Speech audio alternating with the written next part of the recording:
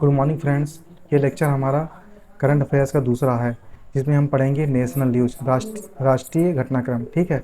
इसमें पहला टॉपिक लिखा हुआ है प्रधानमंत्री आवास शहरी योजना। ठीक है।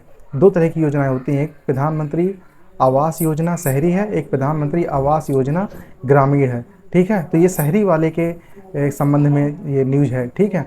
इसमें लिखा हुआ है कि 1.64 करोड़ से अधिक आवास स्वीकृत हुए हैं। ठीक है। मतलब इस योजना के तहत 1.6 करोड़ आवास मतलब जो है उनको स्वीकृति मिली हुई है। ठीक। न्यूज़ क्या लिखी है कि 29 जनवरी 2026 को आवास और शहरी मामलों के मंत्रालय द्वारा लोकसभा में दी गई जानकारी के अनुसार प्रधानमंत्री आवास योजना शहरी के तहत अब तक 1.64 करोड़ से अधिक घर स्वीकृत किए जा चुके हैं। ठीक है। इसमें कुछ भी काम की बात नहीं लिखी हुई है। ठीक। देखिए अब मुख्य मुख्य यहाँ पे क्या लिखा हुआ है कि कुल स्वीकृत घरों में से 98 लाख से अधिक का निर्माण पूर्ण कर लाभार्थियों को सौंपा जा चुका है। केंद्र सरकार द्वारा इस योजना के लिए 2 लाख करोड़ की सहायता राशि प्रदान की गई थी, जिससे 1 करोड़ से अधिक लोग लाभान्वित हुए हैं। ठीक है। सबका साथ सबका विकास के तहत अल्पसंख्यकों को 22 लाख, SC/ST समुदाय को 24 लाख और OBC समुदाय को 22 लाख घर स्वीकृत किए गए हैं। महिला सशक्तिकरण योजना के तहत महिलाओं के नाम या उनके साथ संयुक्त रूप से 90 लाख घर स्वीकृत किए गए हैं। ठीक। इसमें से कुछ भी काम का नहीं है। अभी आपको ये प्रधानमंत्री शहरी योजना पढ़नी है कि ये कब लॉन्च हुई थी। देखिए यह भारत सरकार का एक प्रमुख मिशन है, जिसे 2015 इंपॉर्टेंट क्या है, 2015 इंपॉर्टेंट है कि प्रधानमंत्री शहरी मिशन योजना कब चालू की गई थी, 2015 में। ठीक। इस योजना का उद्देश्य क्या है, बहुत बार उद्देश्य पूछ लेता है। कह रहा था कि 2024 तक सभी पात्र परिवारों को पक्का घर देना, लेकिन 2024 अब तो 2024 है नहीं, 2026 आ गया है, तो इसलिए उद्देश्य भी इंपॉर्टेंट नहीं है। ठीक है। क्योंकि 2026 चल रहा है, तो हम क्या करेंगे, इसको हम इरेज कर देंगे। ठीक है। ठीक। अब देखिए यह योजना credit linked subsidy in situ slum पुनर्विकास और साझेदारी के किफ़ायती आवास जैसे 4 स्तंभों पर आधारित है। ठीक। क्या इंपॉर्टेंट था इस न्यूज़ में, इस न्यूज़ में सिर्फ एक ही चीज़ इंपॉर्टेंट थी, क्या कि प्रधानमंत्री जो शहरी योजना है, ठीक, उसमें 1.64 करोड़ से अधिक घर स्वीकृत किए गए। ठीक है। ये पूछेगा नहीं कि कितने करोड़ स्वीकृत किए गए, एक्चुअली में ये पूछ सकता है कि प्रधानमंत्री शहरी योजना किस सन में लाई गई थी, तो 2015 में लाई गई थी, बस हो गया, 2015 में शुरू हुई थी। बस यही स्टैटिक फैक्ट्स इस नॉलेज इससे करंट अफेयर के इस टॉपिक से पूछेगा, बस हो गया, और ये कुछ नहीं पूछ सकता। एक बार। ठीक है। दूसरा क्या है, माया बंदर अंडमान में स्मार्ट और एकीकृत मत्स्य बंदरगाह। ठीक है। देखिए माया बंदर नाम का कोई पोर्ट होगा, मतलब कोई आइलैंड अंडमान निकोबार में, वहाँ पर एक मतलब सिप बंदरगाह, सिप पोर्ट बनाया गया होगा। ठीक है। उसी से रिलेटेड न्यूज है। देखिए 28 जनवरी 2026 को केंद्र सरकार ने अंडमान निकोबार द्वीप समूह के माया बंदर में 200 करोड़ लागत से एक स्मार्ट और एकीकृत मत्स्य पालन बंदरगाह फिश हार्बर के विकास को मंजूरी दी है। ठीक है। अब देखिए तो यहाँ पे क्या इंपॉर्टेंट है हमारा, कि जो हमारा माया बंदरगाह अंडमान में है, वहाँ पर एक स्मार्ट, ठीक है, मत्स्य बंदरगाह मतलब फिशिंग हार्बर बनाया गया है। ठीक है। इसको क्या बोलेंगे इंग्लिश में, फिशिंग हार्बर। ठीक है।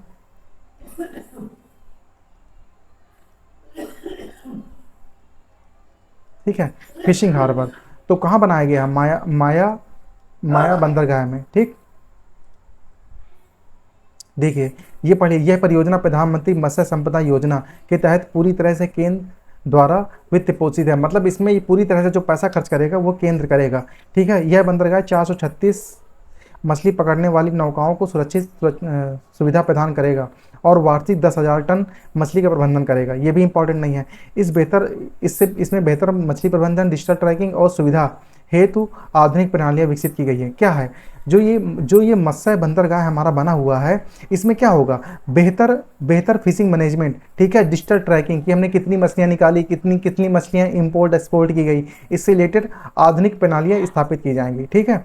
क्या है इसका लक्ष्य, क्या है, एक इस पहल का वर्ष 2031 तक समुद्री खाद्य सी फूड निर्यात में 1 लाख करोड़ के लक्ष्य को प्राप्त करना है। देखिए गवर्नमेंट क्या करना चाहती है, जो गवर्नमेंट सी फूड है उसको एक्सपोर्ट करके पैसा कमाना चाहती है, ठीक है। तो ये हमारी इंडियन इकोनॉमी में भी मदद करेगा।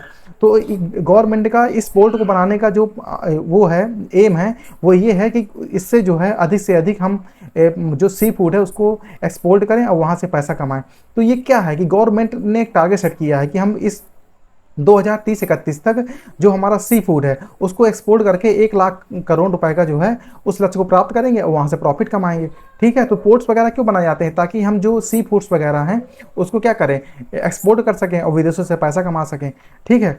तो यहाँ पे अब बताइए क्या क्या इंपॉर्टेंट है, यहाँ पे आपका ये इंपॉर्टेंट है कि जो जो हमारा पोर्ट है वो कहाँ बना, वो बना मायर बंदर बंदर में, जो कहाँ है, अंडमान निकोबार में।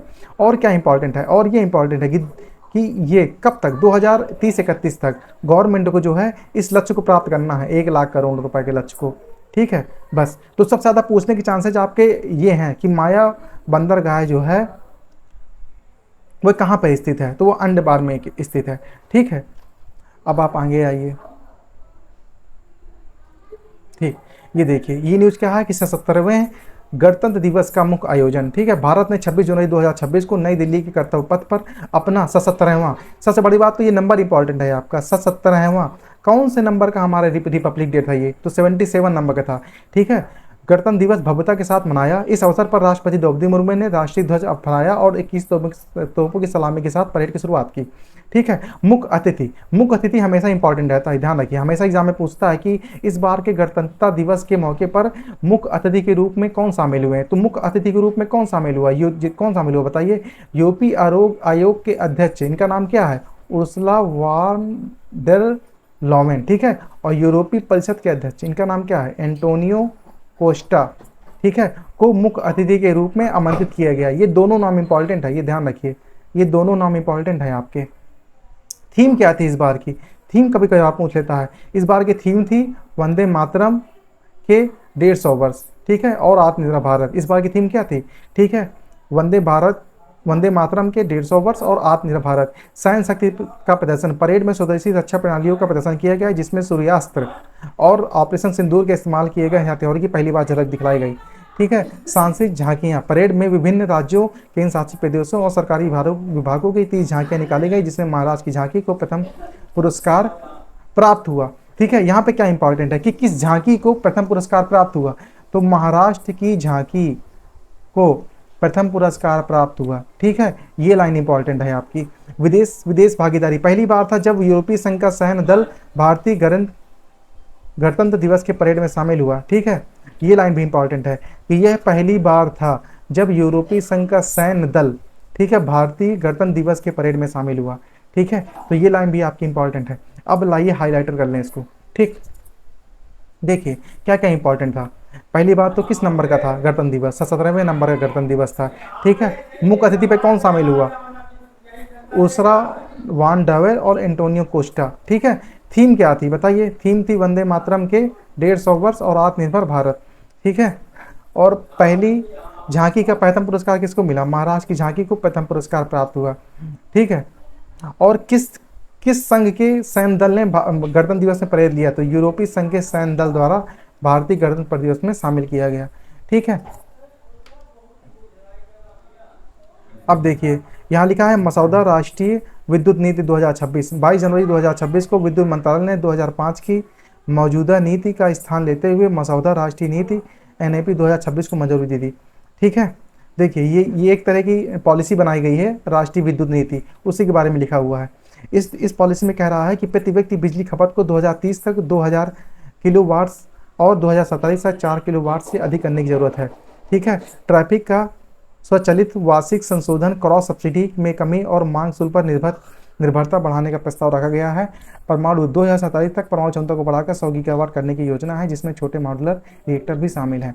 बताइए अब हमारा इसमें क्या क्या इंपॉर्टेंट है, देखिए इसमें हमारा ये इंपॉर्टेंट है कि जो हमारी राष्ट्रीय विद्युत नीति 2026 है इसका लक्ष्य क्या है, इसका लक्ष्य है कि 2030 तक, ठीक है, प्रति व्यक्ति बिजली खपत को 2030 तक 200 किलोवाट आवर और 2047 तक 4 किलोवाट से अधिक करने का लक्ष्य रखा गया है, ठीक है। और 2047 तक परमाणु क्षमता को बढ़ाकर 100 गीगावाट करने की योजना है। ठीक है। तो इसमें आपकी दो ही चीज़ें इंपॉर्टेंट हैं, सॉरी। ठीक, अब आप आगे आइए। ये बहुत इंपॉर्टेंट है कि जलवायु प्रतिबद्धता, ठीक है, यह नीति 2070 तक कार्बन नेट जीरो उत्सर्जन को प्राप्त करने और 2030 तक उत्सर्जन तीव्रता में 45% की कमी लाने के लक्ष्य के अनुरूप है। ठीक है, देखिए यहाँ पे क्या इंपॉर्टेंट है कि जो भारत की नेट जीरो पॉलिसी है, भारत कह रहा है कि हम कार्बन एमिशन जीरो को बिल्कुल जीरो कर देंगे। कार्बन एमिशन वह कब तक कर देंगे? 2070 तक। ये बहुत इंपॉर्टेंट है, आपका ध्यान रखिए 2070। ठीक है, कि भारत कह रहा है कि हम कार्बन एमिशन को जीरो कब तक कर देंगे, नेट जीरो का उत्सर्जन 2070 तक। ठीक है, तो यहाँ पे ये इंपॉर्टेंट हो गया, ये आपका जो है स्टैटिक फैक्ट है। ठीक, अब आप आइए आगे।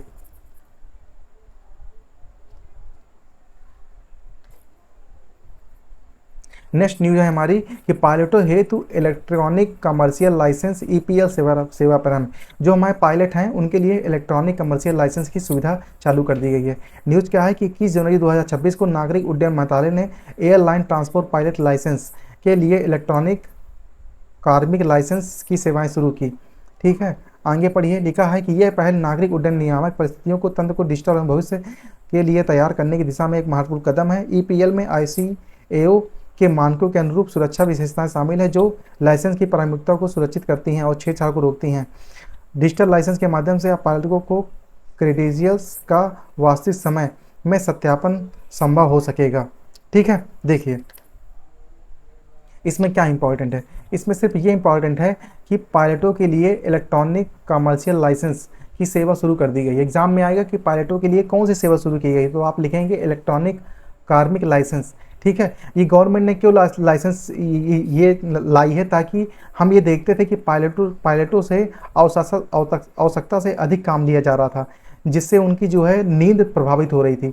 उससे क्या हो रहा था कि जो हमारे जो एक्सीडेंट वगैरह हो रहे थे, जैसे जो प्लेन क्रैश वगैरह के एक्सीडेंट हो रहे थे, तो वो कहीं ना कहीं इस पर भी बहुत डिपेंड कर रहे थे कि जो हमारे पायलटों को प्रॉपर रेस्ट नहीं दिया जा रहा था, इनसे आवश्यकता से अधिक काम लिया जा रहा था।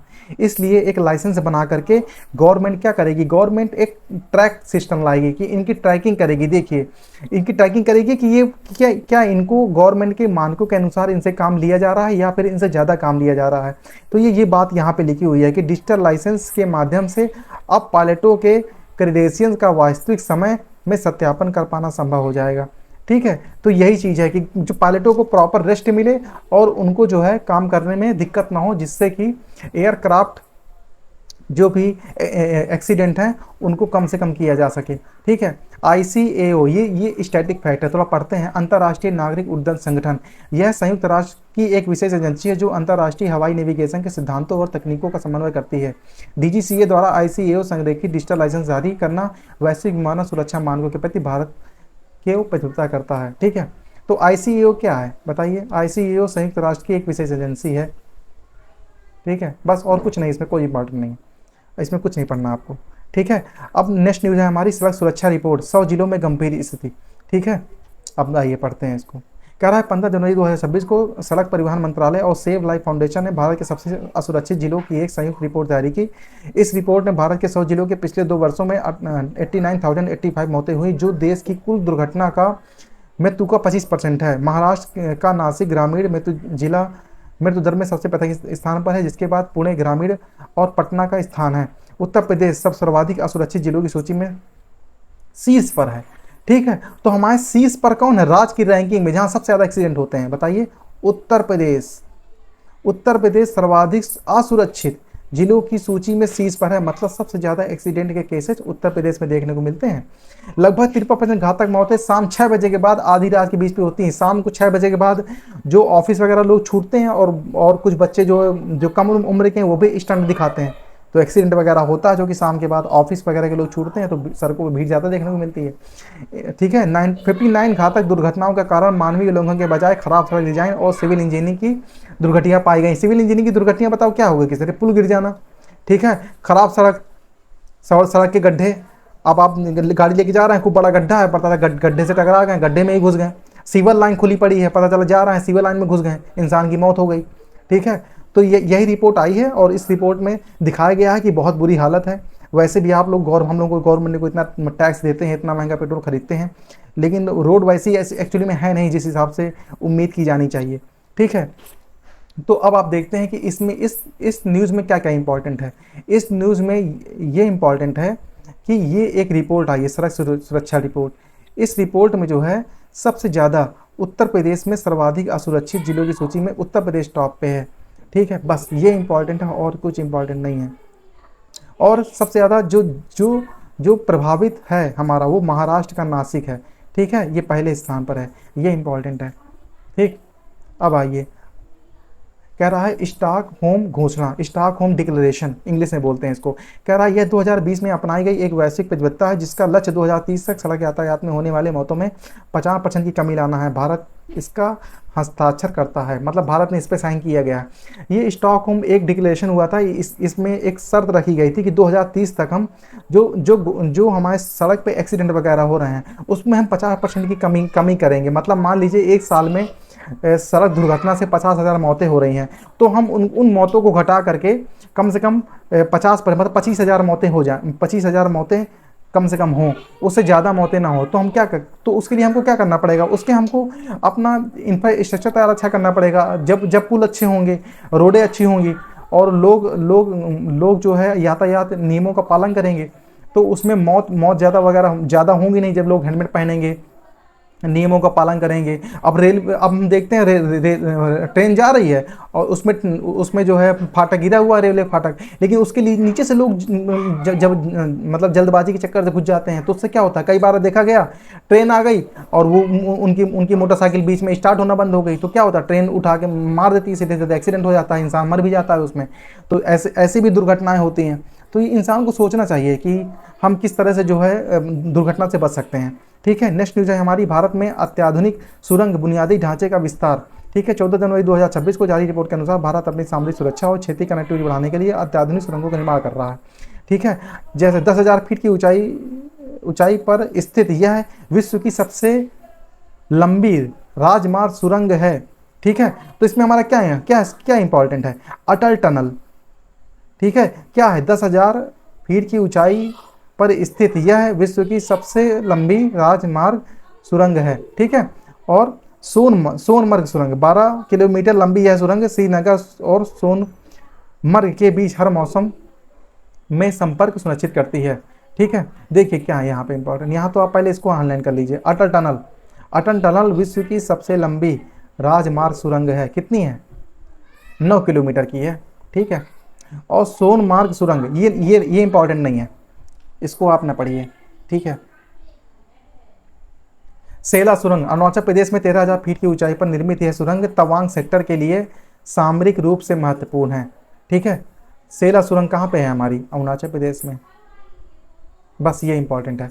जो जिला सुरंग 2028 तक पूर्ण होने वाली है, 30 किलोमीटर लंबी, एशिया की सबसे लंबी द्विदिशात्मक सुरंग है। द्विदिशात्मक मतलब होता है बाई डायरेक्शनल, मतलब एक तरफ से आप जाएंगे, दूसरी तरफ से आप लौट भी आएंगे। ठीक है, लेकिन ये कब पूरी होगी, 2028 को पूर्ण होगी। तो ये भी इंपॉर्टेंट नहीं है, क्योंकि इसका काम अभी चल रहा है ना, इसलिए ये इंपॉर्टेंट नहीं है। ये पूरी हो जाती तो ये इंपॉर्टेंट हो जाती, अभी तो इसका काम चल रहा है, बन के तैयार हुई नहीं है। अब रेल सुरंग T50 12.87 किलोमीटर लंबी है सुरंग, भारत की सबसे लंबी रेल परिवहन सुरंगों में से एक है। ठीक है, तो जो सुरंग जो जिससे रेल होकर गुजरती है, वो सबसे लंबी सुरंग कौन सी है, रेल सुरंग T50। ठीक है, तो ये भी इंपॉर्टेंट नहीं है, ये स्टैटिक फैक्ट है लेकिन इतने इंपॉर्टेंट नहीं है। ये आप पढ़िए, कह रहा New Austrian tunnelling method NATM। ठीक, क्या है ये, यह हिमालय जैसी भूगर्भीय रूप से अस्थिर क्षेत्रों में सुरंग बनाने की एक अत्याधुनिक तकनीक है। ये एक टेक्नोलॉजी है जिसके माध्यम से आप पर्वतों में, हिमालय जैसे पर्वतों में, उसको वहाँ सुरंग बनाना कितना कठिन होता है। आप बताइए, कोई पर्वत है इतना बड़ा, उस पर्वत को आप बीच से काटते हैं, फिर वहाँ सुरंग बनाते हैं। मान लीजिए आप नीचे से उसको काट रहे हैं, ऊपर से पर्वत ढह जाए, वह फिर लैंडस्केप हो जाए, भूस्खलन हो जाए। क्योंकि क्या है, जैसे कि जो इतना बड़ा पहाड़ होता है, यदि आप उसको नीचे से काटेंगे तो ऊपर का जो लोड वो अचानक से नीचे आ जाएगा, तो उससे भूस्खलन की समस्या भी पैदा होती है। तो इस टेक्नोलॉजी, इस तकनीक की मदद से हम जो है हिमालय जैसी जगहों में भी एक टनल बनाने में जो है सक्षम हो पाते हैं। तो टेक्निक का नाम क्या है, NATM। इसमें चट्टान स्वयं का भार वहन का उपयोग किया जाता है। देखो, ये लिखा हुआ ना जो मैंने आपको बताया, चट्टान का स्वयं का भार वहन का उपयोग किया जाता है। खुदाई के दौरान वास्तविक समय में मिलने वाली भूवैज्ञानिक परिवर्तन के अनुसार सहायता संरचना को अनुकूलित किया जाता है। ठीक है, ये कुछ इंपॉर्टेंट नहीं है, ये आपकी जानकारी के लिए था कि जो हम सुरंग बनाते हैं वह किस टेक्नोलॉजी की मदद से बनाते हैं। ठीक है, हो गया। तो यहाँ पर क्या इंपॉर्टेंट था, इस न्यूज़ में सिर्फ ये इंपॉर्टेंट था। ठीक है, ये वाला कि अटल टनल जो है विश्व की सबसे लंबी राजमार्ग सुरंग है, जिसकी लंबाई कितनी है, 9.2 किलोमीटर।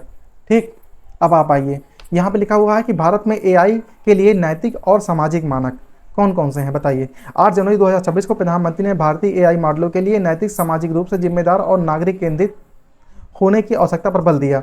ठीक है, इसका मुख्य फोकस निष्पक्ष प्रतिस्पर्धा, डेटा गोपनीय और सम्मान और रचनाकारों के अधिकारों की सुरक्षा पर है। नीति आयोग के रिस्पॉन्सिबल एआई सिद्धांतों के स्टार्टअप के मूल संरचना एकीकृत करने की चर्चा की गई है। एआई निर्णय लेने की ब्लैक बॉक्स समस्या को हल करने के लिए पारदर्शिता और जवाबदेही को बढ़ावा दिया गया है। सामाजिक प्रभाव, एआई का उपयोग सार्वजनिक सेवा वितरण, न्याय तक पहुंच और आपदा प्रबंधन किया जा रहा है। सरकारी पहल, भारत जन पहल के तहत भारत की भाषाई और सांस्कृतिक आवश्यकताओं के अनुरूप बहुभाषाई मॉडल विकसित किए जा रहे हैं। बताइए इसमें क्या क्या इंपॉर्टेंट है, बताइए आप लोग थोड़ा सोचिए क्या क्या इंपॉर्टेंट है। ठीक, इसमें सबसे ज़्यादा इंपॉर्टेंट है आपका ये भारत जन पहल के तहत भारत की भाषाई और सांस्कृतिक आवश्यकताओं के अनुरूप बहुभाषी मॉडल विकसित किए जा रहे हैं। ठीक, दूसरा क्या इंपॉर्टेंट है बताइए, सोचिए दूसरा क्या इंपॉर्टेंट है।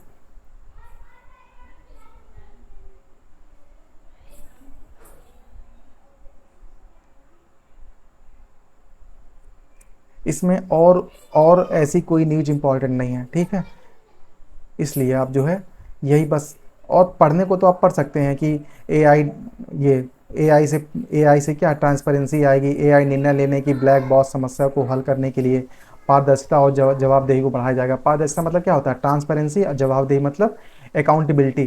ठीक है, इन दो शब्दों का इंग्लिश, पारदर्शिता मतलब ट्रांसपेरेंसी, ट्रांसपेरेंसी मतलब किसी प्रकार के घोटाले नहीं होंगे, चीज़ों को डिजिटलाइजेशन होगा। जवाबदेही मतलब अकाउंटेबिलिटी मतलब जो हमारे अधिकारी हैं, ठीक है, वो इस चीज़ के लिए अकाउंटेबल होंगे, जवाबदेही होंगे कि उस समय से कोई काम हो पा रहा है कि नहीं हो पा रहा है। आइए, ब्लैक बॉक्स समस्या, ब्लैक बॉक्स प्रॉब्लम क्या है, यह एआई में उस स्थिति को संदर्भित करता है जहां एल्गोरिदम के जटिल होने के कारण यह समझना कठिन हो जाता है। कोई मतलब नहीं है, छोड़ सकते हैं आप। ठीक है, भारतीय रेलवे दुनिया का दूसरा सबसे बड़ा विद्युत रेलवे नेटवर्क बन गया है। सबसे पहली लाइन यही इंपॉर्टेंट हो गई है।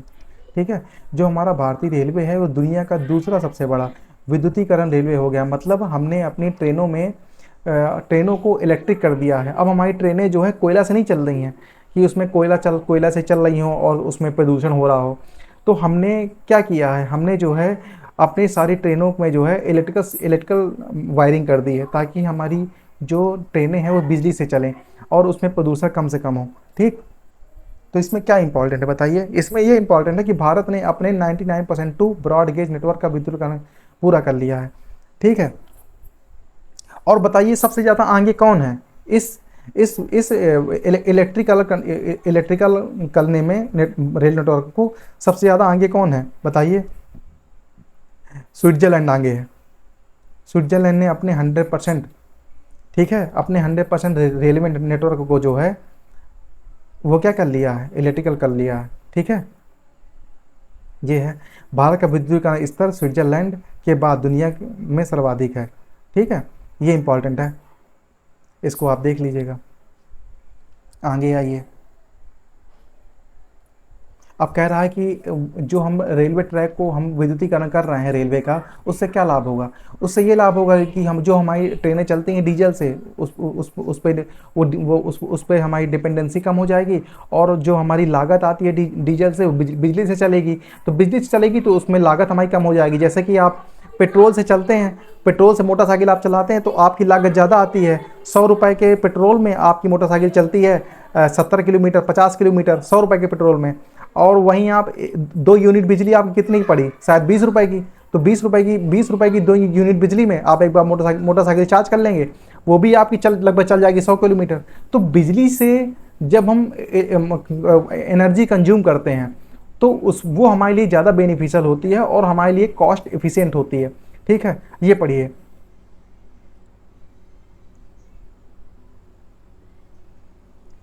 ये पढ़िए ब्रॉड गेज सिस्टम क्या था। ब्रॉड गेज कह रहा है यह रेलवे ट्रैक की वह चौड़ाई है जिसमें दो पटरियों के बीच की दूरी 1.676 मीटर होती है। यह रेलवे रेलवे वगैरह की यदि आप एग्ज़ाम हैं मान लीजिए तो रेलवे में पूछ लिया जाएगा बस, और कहीं नहीं पूछ सकता, आपके वनडे एग्जाम्स में नहीं पूछेगा। ठीक है, क्योंकि ब्रॉड गेज रेलवे से रिलेटेड टर्म्स हैं तो इसलिए, ठीक, इसलिए आप इसको स्किप कर सकते हैं। ठीक, कह रहा डिजिटल इंडिया लैंड स्टैक और राजस्व शब्दावली का शुभारंभ। ठीक, देखिए क्या कह रहा है कि 31 दिसंबर 2025 को डिजिटल इंडिया लैंड रिकॉर्ड्स आधुनिकीकरण कार्यक्रम के तहत लैंड स्टैक और राजस्व शब्दावली का ग्लोसरी लॉन्च किया गया। ठीक है, कह रहा है कि लैंड स्टैक भूमि और संपत्ति के रिकॉर्ड के लिए एकीकृत जीआईएस आधारित डिजिटल प्लेटफॉर्म है जो सिंगापुर यूके जैसे देशों के वैश्विक सर्वोत्तम अभ्यासों पर आधारित है। यह नागरिकों के विभिन्न विभागों में भूमि डेटा तक एकल खिड़की पहुंच प्रदान करता है और संपत्ति लेन देन में पारदर्शिता बढ़ाता है। यह शहरी नियोजन, कृषि ऋण और सरकारी निर्णय लेने की प्रक्रियाओं में सटीक डेटा साझा करने में मदद करता है। विभिन्न राज्यों में प्रचलित डिजिटल राजस्व शब्दों को मानकीकरण के लिए एक शब्दावली जारी करने की गई है ताकि कानूनी स्पष्टता कम हो सके। ठीक, देखिए हमारी एक स्कीम चलती है गवर्नमेंट की, डिजिटल इंडिया। ठीक है, तो ये न्यूज़ कह रहा है कि लैंड स्टैक मतलब जो हमारी भूमि है, ठीक है, जैसे किसानों के पास भूमि है तो उनके पास सही आंकड़ा नहीं होता है, तो डिजिटल इंडिया के अंतर्गत क्या किया गया है, लैंड स्टैक मतलब भूमि का आंकड़ा और राजस्व। ठीक है, राजस्व मतलब हो गया आपका रेवेन्यू। ठीक है, इस शब्दावलियों को शुभारंभ किया गया है डिजिटल इंडिया तहत के तहत। ठीक है, बस दो चीज़ें आपकी इंपॉर्टेंट है कि डिजिटल इंडिया के तहत लैंड स्टैक और राजस्व शब्दावली का शुभारंभ किया गया है। ठीक है, बस हो गया, और कुछ इसमें इंपॉर्टेंट आपका नहीं है कि एग्जाम में आएगा कि डिजिटल इंडिया के तहत किस दो शब्दावलियों को जोड़ा गया है, कौन कौन सी, लैंड स्टैक और राजस्व शब्दावलियाँ। ठीक, देखिए ये है आपका स्टैटिक, क्या लिखा है, भौगोलिक सूचना प्रणाली जीआईएस। ठीक है, यह एक कंप्यूटर सिस्टम है जो पृथ्वी की सतह पर स्थिति से संबंधित डेटा को कैप्चर, स्टोर, चेक और डिस्प्ले करता है जिसका उपयोग भूमि मानचित्र करने के लिए किया जाता है। छोड़ दीजिए, कोई मतलब नहीं आएगा एग्जाम में। जनगणना 2027 के पहले चरण की अधिसूचना जारी, मतलब तो आपको पता है कि इस बार गवर्नमेंट सेंसस करवा रही है, मतलब जनगणना करवा रही है, तो उसका जो हमारा फर्स्ट स्टेप है, फर्स्ट फेज़ है, उसकी हमारी नोटिस जारी हो चुकी है। ठीक है, अब इसको पढ़ते हैं। क्या 8 जनवरी 2026 को केंद्र सरकार ने जनगणना 2027 के पहले चरण के लिए अधिसूचना जारी की जो कोविड-19 महामारी के कारण हुई देरी के बाद शुरू हो रही है। मतलब हमारी कोविड के समय हमारी जनगणना होनी थी लेकिन कोविड के समय हुई नहीं, तो अब हो रही है क्योंकि गवर्नमेंट ने प्लान हमारा डिले कर दिया। ठीक है, अब पहला चरण क्या होगा, कह रहा हाउसिंग लिस्टिंग ऑपरेशन चलो अप्रैल से सितंबर 2026 तक चलेगा जिसमें घरेलू सुविधाओं और संपत्तियों को डेटा एकत्र किया जाएगा। देखिए पहले चरण में हमारा क्या होगा, पहले चरण में हमारा हाउस लिस्टिंग ऑपरेशन होगा। इस ऑपरेशन में क्या होगा, हमें बताना पड़ेगा कि हमारे पास एसी है, फ्रिज है, कूलर है, नहीं है, संपत्तियों को बताना पड़ेगा कि आपके पास कितनी संपत्ति है, क्या कैसा सोना चांदी, ये सब चीज़ें। द्वितीय चरण में क्या होगा, द्वितीय चरण में मुख्य जनसंख्या गणना फरवरी 2027 में होगी जबकि बर्फबारी वाले इलाकों के लिए यह सितंबर 2027 से शुरू होगी। ये लाइन इंपॉर्टेंट है आपकी, जो हमारी एक्चुअली में जनसंख्या है कि कितने लोग हैं, कितने लोग ऐसे करते हैं, वह फरवरी 2027 में शुरू होगी। और यही जनसंख्या पहाड़ी बर्फबारी क्षेत्रों के लिए कब चालू होगी, सितंबर 2026 में शुरू होगी। ठीक है, बर्फबारी एरिया जैसे आप मान लीजिए उत्तराखंड हो गया, उत्तराखंड का बॉर्डर हो गया, हिमाचल प्रदेश हो गया, ये सब बर्फबारी एरिया तो है, जम्मू एंड कश्मीर हो गया, तो यहाँ पे क्या होगा, सितंबर 2026 में चालू होगी जनगणना।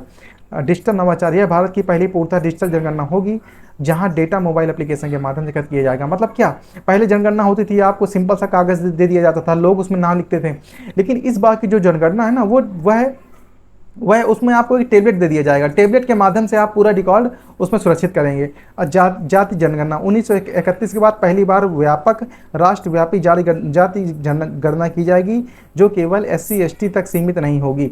ये लाइन इंपॉर्टेंट है आपका कि 1931 के बाद हमारे जातिगत जनगणना पहली बार व्यापक राष्ट्रव्यापी जातिगत जनगणना की जाएगी, जो केवल ST तक सीमित नहीं होगी। इसका मतलब ये हुआ कि अभी तक जो 1931 के पहले जो जातिगत जनगणना की गई थी, उसमें हमने सिर्फ ST और ST एक्ट, मतलब SC और ST वालों की ही की थी। उन्हीं को बताया गया था कि ये हमारे उनका परसेंटेज क्या है।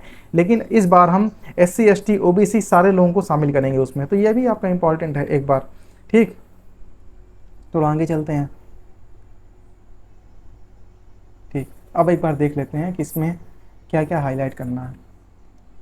देखिए, इसमें आपको हाईलाइट करना है कि पहले चरण में आपको हाउस लिस्टिंग ऑपरेशन होगा। दूसरे चरण में क्या होगा, दूसरे चरण में मुख्य जनसंख्या गणना होगी फरवरी 2027 में, बर्फबारी हुए इलाकों में सितंबर 2026 से होगी। फिर ये 1931 के बाद पहली बार व्यापक राष्ट्रव्यापी जनगणना की जाएगी, जो केवल ST तक सीमित नहीं होगी। इतना चीज़ें इंपॉर्टेंट है इसमें। अब आप आगे आइए। ठीक, अब कह रहा है ट्राई वार्षिक रिपोर्ट 2024-25 कह रहा है 6 जनवरी 2025 को ट्राई ने अपनी वार्षिक रिपोर्ट सार्वजनिक की, जिसमें भारत के दूरसंचार क्षेत्र की महत्वपूर्ण उपलब्धियां बताई गई। ठीक है, भारत का कुल दूरसंचार ग्राहक आधार बढ़कर के 1200 मिलियन हो गया है, जो विश्व का दूसरा सबसे बड़ा है। ठीक है, इसमें क्या इंपॉर्टेंट है, जो भारत का कुल जो ग्राहक है दूरसंचार, वो विश्व में दूसरा सबसे बड़ा हो गया है। मतलब भारत में जो सबसे ज़्यादा फ़ोन है विश्व में दूसरे नंबर पे है। सबसे ज़्यादा हमारे पास मोबाइल है, सबसे ज़्यादा हम लोग बात करते हैं, नेट चलाते हैं, सब कुछ हम ही लोग करते हैं। ठीक है, भारत ने 1 बिलियन ब्रॉडबैंड ग्राहकों का आंकड़ा पार कर लिया है। देश में 4.69 लाख से अधिक 5G बेस स्टेशन स्थापित हैं, जो लगभग 25 करोड़ उपयोगकर्ताओं को सेवा दे रहे हैं। प्रति उपयोग औसतन मासिक राजस्व 16.89 से बढ़कर 174.46 हो गया है। ठीक है, इसमें क्या इंपॉर्टेंट है, इसमें बस यही इंपॉर्टेंट है कि ये ट्राई का एक आंकड़ा जारी हुआ है, जिसमें आपका जो टेलीकॉम यूजर्स हैं उनकी विश्व में बढ़कर के संख्या दूसरी हो गई है, बस और कुछ इंपॉर्टेंट नहीं है इसमें। कह रहा है बेस ट्रांसीवर स्टेशन छोड़ दीजिए, कोई मतलब नहीं। खान सुरक्षा महानिदेशालय का 125वां स्थापना दिवस। कह रहा है 7 जनवरी 2026 को खान सुरक्षा महानिदेशालय DGMS ने अपना 125वां स्थापना दिवस मनाया, जो भारत में खनन सुरक्षा के लिए ऐतिहासिक मील का पत्थर है। ठीक है, ये खान सुरक्षा महानिदेशालय, इसको आप छोड़ दीजिए, कोई मतलब नहीं, ये न्यूज इतनी इंपॉर्टेंट नहीं है। इसकी स्थापना ब्यूरो ऑफ माइंस के रूप में की गई थी। ठीक, छोड़ दीजिए। पहुंच और लाभ साझाकरण और लाल चंदन संरक्षण।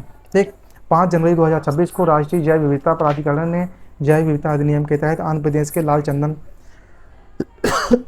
किसानों को 45 लाख की राशि वितरण की। ठीक है, लाल चंदन यह आंध्र प्रदेश के पूरी घाटों में पाया जाने वाला एंडेमिक मतलब स्थानिक और लुप्तप्राय वृक्ष प्रजाति है। ठीक है,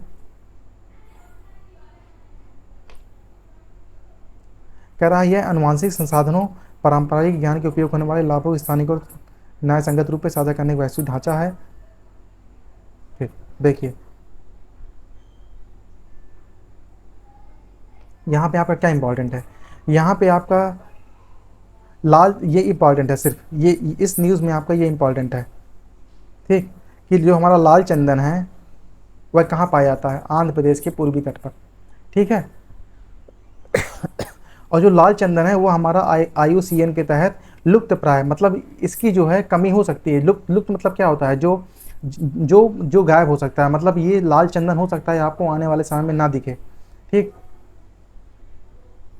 ये आप बिल्कुल छोड़ दीजिए, ये न्यूज आप छोड़ दीजिए।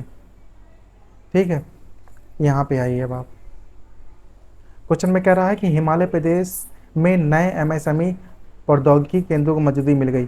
ठीक है, 19 जनवरी 2026 को केंद्रीय MSME मंत्रालय ने हिमाचल प्रदेश के पाडोंगा और परवालू में 2 नए प्रौद्योगिकी केंद्र स्थापित किए हैं। ठीक है, प्रत्येक केंद्र सरकार का विकास लगभग 10 करोड़ लागत के किया जाएगा। केंद्र सरकार उद्योगों के विनिर्माण तकनीक, डिजाइन सहायता और गुणवत्ता सुधार हेतु आधुनिक बुनियादी ढांचा प्रदान करेंगे।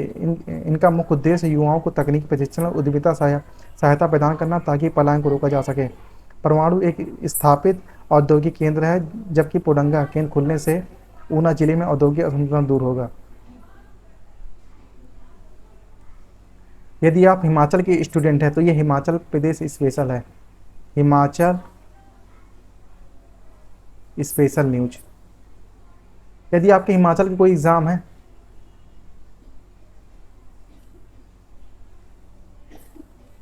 तो ये उसी में आएगी, बस हो गया, वैसे इंपॉर्टेंट नहीं है। भारत की पहली जिंक टेलिंग्स रिसाइकलिंग सुविधा रामपुरा अगोचा में। हाँ, ये देखिए, ये इंपॉर्टेंट है कि भारत की, जहाँ लिखा ना कहीं भी आपको मिल जाए पहली, तो समझ लीजिए इंपॉर्टेंट है। जिंक टेलिंग्स रिसाइकलिंग सुविधा रामपुरा अगूचा खाने में है। कह रहा हिंदुस्तान लिंक लिमिटेड राजस्थान के भिलवाड़ा जिले में स्थित अपनी प्रमुख रामपुरा अगूचा खदान में भारत की पहली औद्योगिक स्तरीय जिंक टेलिंग्स रिसाइकलिंग सुविधा स्थापित करने जा रही है। ठीक है, अब रामपुरा कहाँ पड़ता है बताइए? रामपुरा पड़ता है आपका राजस्थान के भिलवाड़ा जिले में। ठीक है, कौन सी कंपनी है जो अपना जिंक टेलिंग्स रिसाइकलिंग सुविधा स्थापित करने जा रही है? Hindustan zinc limited. ठीक है, तो यहाँ पे क्या इंपॉर्टेंट है? यहाँ पे सिर्फ दो ही चीज़ इंपॉर्टेंट है। क्या इंपॉर्टेंट है बताइए? कि जो हमारी जिंक टेलिंग्स रिसाइकलिंग सुविधा है वह कहाँ पे स्थापित हो रही है? रामपुरा में। उस कंपनी का नाम क्या है? Hindustan zinc limited. रामपुरा कहाँ पे है? राजस्थान के भिलवाड़ा जिले में। ठीक, ये इंपॉर्टेंट हो गया। अब यहाँ पे कुछ इंपॉर्टेंट नहीं है, कोई मतलब नहीं इन सबका पढ़ने का।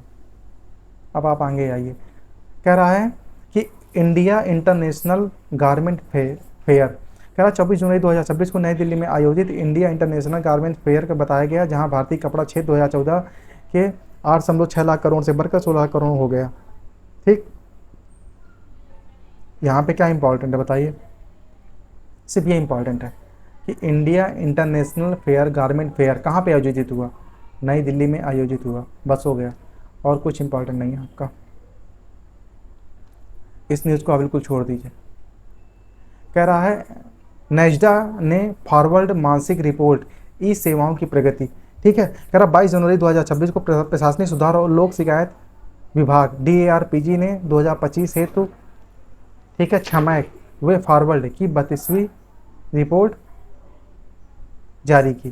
ठीक है, इस रिपोर्ट में क्या है कि राज्यों और केंद्र शासित प्रदेशों में से 24,000 से अधिक ई सेवाएं प्रदान की जा रही हैं, जिसमें स्थानीय और उपयोगिता सेवाओं की संख्या सर्वाधिक है। असम, कर्नाटक, केरल, मध्य प्रदेश, जम्मू कश्मीर और राज्यों ने अपने एकीकृत पोर्टल के माध्यम से 100% सेवा कवरेज हासिल किया है। 21 राज्यों और केंद्र शासित प्रदेशों 59 अनिवार्य सेवाओं में से 90% से अधिक संतृप्ति प्राप्त की है। तो इसमें हमारा बताइए क्या इंपॉर्टेंट है? इसमें हमारा कुछ भी इंपॉर्टेंट नहीं है। ठीक, कुछ भी इंपॉर्टेंट नहीं है, इसको आप स्किप कर दीजिए। नेक्स्ट न्यूज में आइए, कह रहा राष्ट्रीय विस्फोटक उपकरण डेटा प्रबंधन प्रणाली का उद्घाटन। ठीक है, 9 जनवरी 2026 को गृह मंत्री ने बम विस्फोटों के विस्तृत विश्लेषण हेतु राष्ट्रीय आत्मनिर्मित विस्फोटक उपकरण डेटा प्रबंधन प्रणाली का शुभारंभ किया।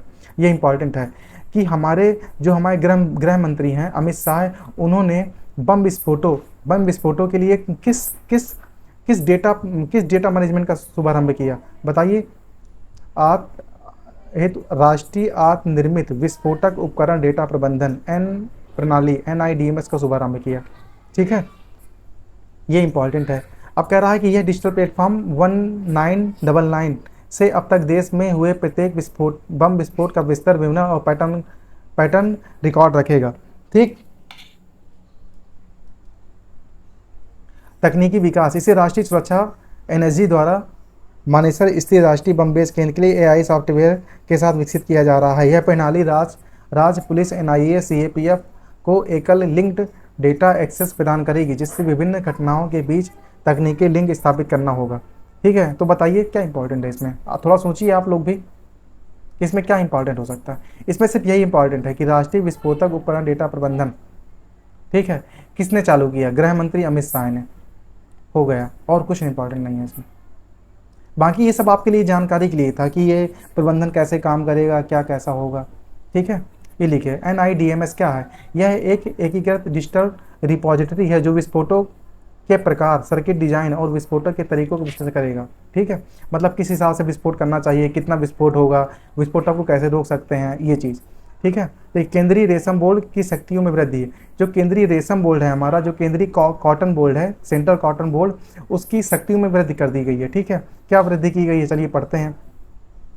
कह रहा 1948 में स्थापित यह एक वैधानिक निकाय भारत में रेशम उद्योग के विकास, अनुसंधान, गुणवत्ता और सुधार और क्षमता निर्माण के लिए जिम्मेदार है। यह भारत का दूसरा सबसे बड़ा रेशम उत्पादक और सबसे बड़ा उपभोक्ता है। भारत मलबरी, तसर, मूंगा, एरी इन चारों प्रकारों के रेशम का उत्पादन करता है। देखिए, अब आपको एक स्टैटिक न्यूज़ बताते हैं। इसमें स्टैटिक, ये हमको पता होना चाहिए। बताइए, रेशम कितने प्रकार का होता है भारत में? पहले होता है मलबरी, ठीक है, फिर तसर, फिर मूंगा, फिर एरी। इन चारों प्रकार के रेशम का उत्पादन भारत में होता है। ठीक है, भारत के कुल कच्चे रेशम उत्पादन में मलबरी रेशम का योगदान लगभग 92% है। ये भी इंपॉर्टेंट है हमारा। ठीक है, कि जो भारत में सबसे ज़्यादा रेशम जो उत्पादन होता है वह कौन सा होता है? मलबरी रेशम होता है। ठीक है, उसका परसेंटेज कितना? 92%। मतलब चारों रेशमों के जो टाइप है उसमें सबसे ज़्यादा मलबरी जो वाला रेशम है वह सबसे ज़्यादा होता है। ठीक है, और सबसे ज़्यादा रेशम जो प्रोडक्शन होता है वो इंडिया के किस स्टेट में होता है? कर्नाटक में। कर्नाटक देश का सबसे बड़ा रेशम उत्पादक राज्य है। ठीक है, अब आपको ये याद आ गया कि क्या क्या इसमें इंपॉर्टेंट है, बताइए थोड़ा सा। इसमें ये इंपॉर्टेंट है कि पहली बात तो हमको रेशम के प्रकार पता होना चाहिए। कौन से प्रकार है? मलबरी, तस्कर, मूंगा और एरी। ठीक है, अब भारत में सबसे ज़्यादा उत्पादन कौन से रेशम का होता है? मलबरी रेशम का। ठीक है, और सबसे ज़्यादा किस राज्य में होता है? तो कर्नाटक में। देश का सबसे बड़ा रेशम उत्पादक राज्य है। ठीक, अब आप नेक्स्ट न्यूज़ में आइए। अब देखिए, सेरीकल्चर। सेरीकल्चर ये भी स्टैटिक है कि सेरीकल्चर क्या बोलते हैं, बताइए। सेरीकल्चर किसे बोलते हैं? सेरीकल्चर मतलब होता है रेशमी कीड़ों का उत्पादन। ठीक है, मतलब रेशम का उत्पादन। रेशम के उत्पादन को हम क्या बोलते हैं? सेरीकल्चर बोलते हैं। ठीक है, तो ये भी आपका इंपॉर्टेंट है। पूछे था सेरीकल्चर, विटीकल्चर, ठीक है, पिसीकल्चर आपने पढ़ा ना, फ्लोरिकल्चर, हॉर्टिकल्चर, ठीक है, सिल्वीकल्चर। तो ये सब वही हैं। मतलब एक स्पेसिफिक फील्ड से जब हम उसको स्टडी करते हैं तो उसको हम कल्चर का नाम दे देते हैं। ठीक है, हो गया। नेक्स्ट न्यूज अब भाई देखिए, क्या राष्ट्रीय राजमार्ग प्राधिकरण ने बनाए 4 गिनीज वर्ल्ड रिकॉर्ड। जो हमारा NHIA है उसने 4 गिनीज वर्ल्ड रिकॉर्ड बनाए हैं। ठीक है, 11 जनवरी 2026 को राष्ट्रीय राजमार्ग NHAI ने बेंगलुरु, कटपा, विजयवाड़ा, आर्थिक गलियारे पर 4 गिनीज वर्ल्ड रिकॉर्ड बना दिए हैं। ठीक है, रिकॉर्ड देखिए कौन कौन से थे। ठीक है, प्रथम 2 रिकॉर्ड, कह रहा पुत्तापर्थी आंध्र प्रदेश के पास 24 घंटे में 9.63 किलोमीटर लंबे 3 लेन पर बिटुमिनस कंक्रीट की सबसे लंबी सतत बिछाई गई। दूसरा रिकॉर्ड 3 लेन चौड़े 52 किलोमीटर लंबे पर 57,500 बिटुमिनस की कंक्रीट बिछाई गई। और तीसरा क्या है? 343 किलोमीटर लंबे 6 लेन एक्सेस नियंत्रित राजमार्ग से विजयवाड़ा बेंगलुरु की दूरी 635 से 535 किलोमीटर रह जाएगी। चलो ठीक, ये आप छोड़ दीजिए। ये रिकॉर्ड जो बना रहे हैं ना, ये फर्जी रिकॉर्ड है। पता नहीं बना रहे हैं क्या कैसा, ये एग्जाम में नहीं पूछे जाएंगे। 3 रिकॉर्ड थोड़ा ना पूछ लेगा। ठीक है, अब देखिए, भारतीय मानक ब्यूरो BIS मानक परिस्थिति तंत्र में नई पहल क्या है इस न्यूज़ में। क्या 6 जनवरी 2026 को BIS ने अपने 79वें स्थापना दिवस पर एक नया डिजिटल मानकीकरण पोर्टल और समावेशी साइन पहल शुरू की। इसमें क्या इंपॉर्टेंट है, पूछेगा एग्जाम में कि साइन पहल किसने शुरू की। तो ऑप्शन दिए होगा, तो उसमें ऑप्शन दिए होगा कि NHAI, BHEL, BIS। तो आपको आंसर क्या मानना है? BIS मतलब भारतीय मानक ब्यूरो ने साइन पहल शुरू की। अब साइन पहल शुरू की, साइन पहल के अंदर क्या है देखिए, अब पढ़ लीजिए। कह रहा BIS भारत की एक मानक निकाय है जो उपभोक्ता मामले के मंत्रालय के प्रशासनिक नियंत्रण के कार्य करती है। साइन पहल देखिए, साइन पहल है क्या एक्चुअली में आपकी। इसका उद्देश्य मानक निर्माण और गुणवत्ता आश्वासन प्रक्रियाओं में महिलाओं की भागीदारी के नेतृत्व को बढ़ाना है। ठीक है, अब बाकी आप छोड़ दीजिए ये सब, ये वाला आप एक बार पढ़ लीजिए कि भारतीय मानक क्या है। BIS उत्पादों, सेवाओं, गुणवत्ता, विश्वसनीयता, सुरक्षा निश्चित करने के लिए भारतीय मानक प्रकाशित करता है और नए पोर्टल इन मानकों के विकास और कार्यान्वयन पर पारदर्शिता बनाए रखता है। छोड़ दीजिए, कोई दिक्कत नहीं है। ये बहुत इंपॉर्टेंट है आपका 2026 अंतर्राष्ट्रीय महिला किसान दिवस। 2026 को अंतर्राष्ट्रीय महिला किसान दिवस के रूप में मान्यता दी गई या घोषित किया गया। किसने घोषित किया? UNGA ने, यूनाइटेड नेशनल जनरल असेंबली ने, संयुक्त राष्ट्र महासभा ने 2026 को अंतर्राष्ट्रीय महिला किसान दिवस घोषित किया। ठीक है, इसे अमेरिका द्वारा प्रस्तावित किया गया था और 123 देशों के समर्थन में मई 2024 में अपनाया गया था। इस वर्ष के कार्यक्रमों का नेतृत्व संयुक्त राष्ट्र खाद्य का एवं मतलब कृषि संगठन FAO, अन्य रोम एजेंसियों FIAD और अमेरिका कर रहा है। छोड़िए, कोई मतलब नहीं। क्या क्या इंपॉर्टेंट है? 2026 अंतर्राष्ट्रीय महिला किसान दिवस। ठीक है, किसने घोषित किया? UNGA ने। बस हो गया, यही इंपॉर्टेंट है। बाकी पूरी न्यूज आप छोड़िए, कोई मतलब नहीं। देखिए यहाँ पे एक न्यूज़ है यूनिकॉर्न। यूनिकॉर्न कंपनी किसे बोलते हैं बताइए? जैसे कि हमारी यूनिकॉर्न कंपनी कौन कौन सी हैं बताइए? यूनिकॉर्न कंपनी जैसे अलख पांडे सर की हो गई, फिजिक्स वाला, ठीक है। अभी आपने सुना होगा न्यूज में, फिजिक्स वाला हो गई। एक एक टाइम पे अनअकैडमी थी। ये यूनिकॉर्न कंपनियां हैं। यूनिकॉर्न कंपनी कौन सी होती है? जिनकी जो है, जिनका मूल्यांकन 8300 करोड़ रुपए से अधिक हो जाता है, ठीक है। जो ऐसे स्टार्टअप जिनका मूल्यांकन 83 करोड़ रुपए से अधिक हो जाता है उसे क्या बोलते हैं? यूनिकॉर्न। आपको पता होना चाहिए, एग्जाम में बहुत रेयर है ये आएगा। ये बेसिक नॉलेज है जो आपको पता होना चाहिए, ठीक है। अब कह रहा है एकीकृत लोकपाल योजना में संशोधन। कह रहा 16 जनवरी 2026 को आरबीआई ने 1 जुलाई 2026 से प्रभावी होने वाले संशोधित एकीकृत लोकपाल योजना अधिसूचना जारी की, जिसका उद्देश्य शिकायत निवारण को सशक्त करना है, ठीक है। यह उन सभी बैंकों और पर लागू होगा जिनका जमा कर 50 करोड़ या संपत्ति का 100 करोड़ एनबीएफसी से अधिक है। छोड़ दीजिए, ठीक। बैंकिंग स्पेसिफिक न्यूज छोड़ दीजिए, एग्जाम में नहीं आती ज़्यादा। बैंकिंग, यदि आपका बैंकिंग का एग्जाम होता तो ये इसमें आती।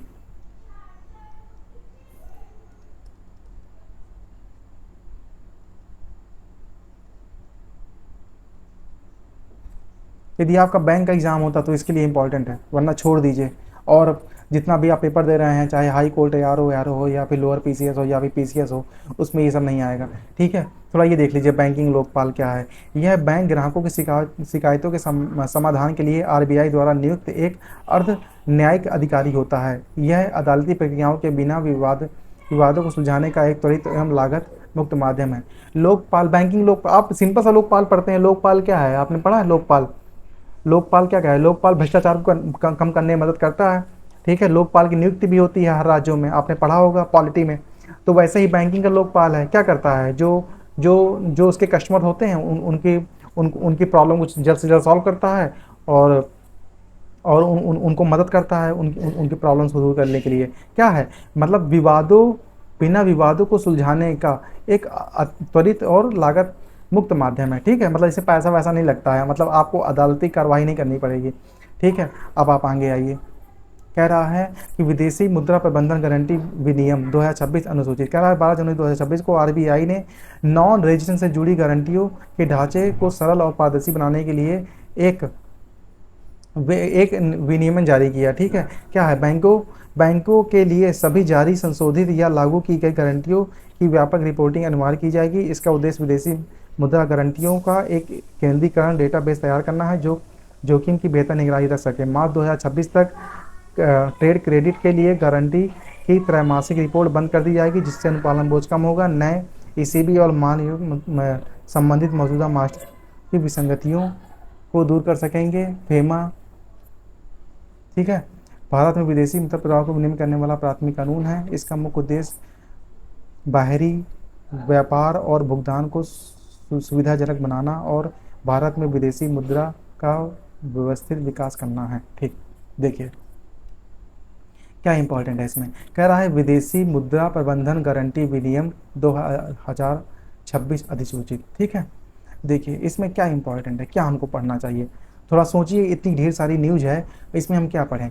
इसमें हमको ये पढ़ना है कि यह भारत में विदेशी मुद्रा के प्रवाह को विनियमित करने वाला प्राथमिक कानून है, ठीक है। ये आपका इंपॉर्टेंट है। कह रहा है भारत में विदेशी मुद्रा के प्रवाह को एक रेगुलेटिंग करने वाला कानून कौन सा है? विदेशी मुद्रा प्रबंधन गारंटी विनियम, ठीक है। और अब ये देखिए इसका इसका जो हमारा एम है, वो उद्देश्य क्या है?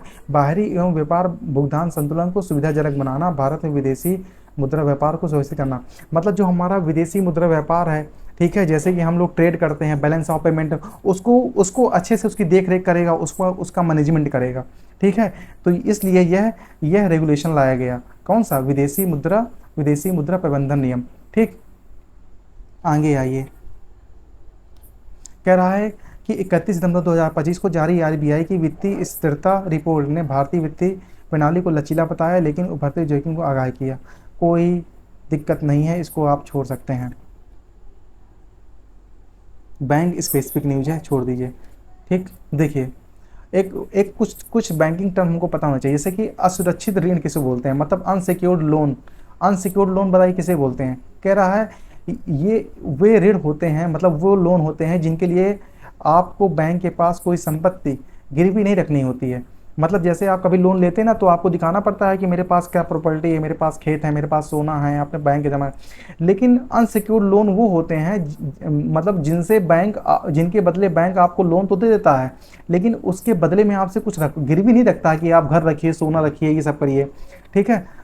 कह रहा है फिनटेक कंपनियों के आने से इन ऋणों की उपलब्धता आसान हो गई। मतलब बहुत सी फिनटेक कंपनियां जो लोन देती हैं, जैसे कि आपने फोन पे सुना होगा, गूगल पे सुना होगा, और आपने पेटीएम सुना होगा। ये लोग क्या करती हैं, 50-50, 60-60 हज़ार रुपए का लोन देती हैं। आपके पास फोन भी आता है कि आपको सर लोन तो नहीं चाहिए। तो ये क्या है, फिनटेक कंपनियां हैं। ठीक। कह रहा है कि भारत में प्रतिभूति बाजार के प्रकार कितने प्रकार के होते हैं? प्राइमरी मार्केट, देखिए ये स्टैटिक है, ये स्टैटिक है, ये पूरा स्टैटिक है इकोनॉमिक्स का। और इकोनॉमिक्स में भी एक सेक्शन है उसका, क्या, बैंकिंग। आप बैंकिंग पढ़ते हैं ना इकोनॉमिक्स के अंदर, उसके अंदर ये पूरा स्टैटिक पोर्शन है, इसको आप बस पढ़ लीजिए। ठीक। प्राइमरी मार्केट क्या होता है? जहां कंपनी अपनी पहली बार आईपीओ जारी करती हैं, उसे क्या बोलते हैं? प्राइमरी मार्केट बोलते हैं। आईपीओ पता ना आपको क्या होता है? बताइए क्या होता है आईपीओ? इनिशियल आईपीओ, इनिशियल, मुझे थोड़ा खुद भूल गया है, इनिशियल प्रोपाइटर कोई ऑफरिंग कुछ बोलते हैं, सॉरी मुझे भूल गया है आईपीओ। जैसे कि कोई कंपनी, जैसे कि फिजिक्स वाले ने भी आईपीओ लॉन्च किया था, और आपका आईपीओ उसने भी लॉन्च किया था अभी, ये मामा अर्थ कंपनी ने। ठीक है, इस तरह। सेकेंडरी मार्केट क्या होती है बताइए? सेकेंडरी मार्केट क्या होती है? यहाँ पहले से जारी प्रतिभूतियों का निवेशकों के बीच आदान प्रदान होता है, जैसे स्टॉक एक्सचेंज वाली ट्रेडिंग। ठीक है। एक स्टॉक एक्सचेंज, जैसे कि बताइए क्या है सेकेंडरी मार्केट? क्या हो गई बताइए? सेकेंडरी मार्केट क्या हो गई? स्टॉक एक्सचेंज होता है आपस में, क्या होता है बताइए? बीएसई है ना, बॉम्बे स्टॉक एक्सचेंज। ठीक है, निफ्टी है ना, सेकेंडरी मार्केट हो गई। ठीक, ये एग्जांपल है। आरबीआई द्वारा प्राथमिकता प्राप्त क्षेत्र ऋण पीएसएल निर्देशों में संशोधन। ठीक, छोड़ दीजिए, कोई मतलब नहीं। बैंक स्पेसिफिक न्यूज है ये, क्या है? बैंकिंग न्यूज, बैंकिंग के पेपर के लिए बस, छोड़ दीजिए, कोई मतलब नहीं।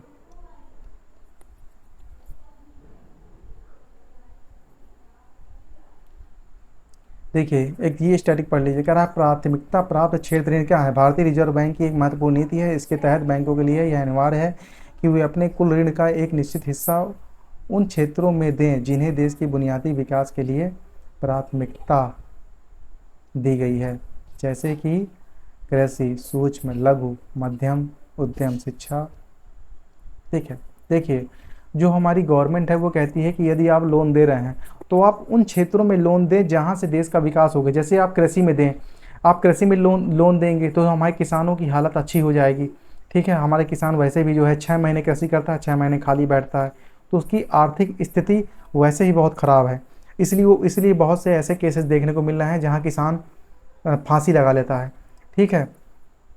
दूसरा दूसरा एमएसएमई। एमएसएमई मतलब हो गया जो छोटे छोटे व्यापार हैं, जैसे कोई किसी का कुटीर उद्योग है, कोई डलिया बना रहा है, कोई कोई कोई छोटा छोटा सा कुर्सी मेज बना रहा है, कोई कोई छोटे छोटे इक्विपमेंट बना रहा है, कोई कुर्सी मेज बना रहा है, कोई आइसक्रीम बना रहा है।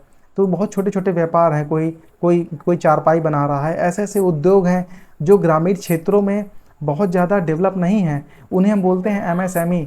ये ठीक है, यदि इनको पैसा मिल जाएगा तो ये भी हमारे देश में विकास करेंगे और देश की तरक्की में योगदान होगा।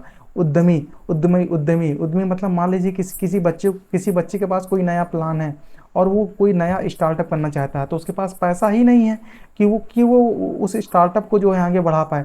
शिक्षा, यदि हम शिक्षा में लोन देंगे तो जो बच्चा आईआईटी नीट की प्रिपरेशन करना चाहता है, यूपीएससी की प्रिपरेशन करना चाहता है, हैं, तो उस पैसा उसके लिए एक बंधन के रूप में काम नहीं आगे आएगा। तो वहाँ पास पैसा नहीं है, तुम नहीं कर पाए। तो यदि हम शिक्षा में लोन दे देंगे तो हो सकता है उसको कल के दिन कोई प्राइवेट नौकरी मिल जाए, यदि वो बीटेक कर रहा हो तो आपका वो लोन भी दे देगा और उसकी स्थिति भी अच्छी हो जाएगी। ठीक है, इसलिए इसे बोलते हैं प्राथमिकता प्राप्त क्षेत्र लोन ऋण। ठीक, ये आपकी जानकारी के लिए है, बस आप पढ़ लीजिएगा, एग्जाम्स में नहीं आएगा। ठीक, आगे आइए।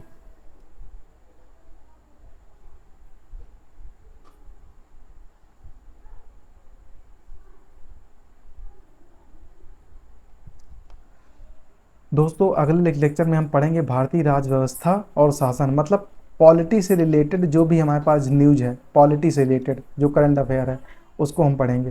थैंक्स आपका।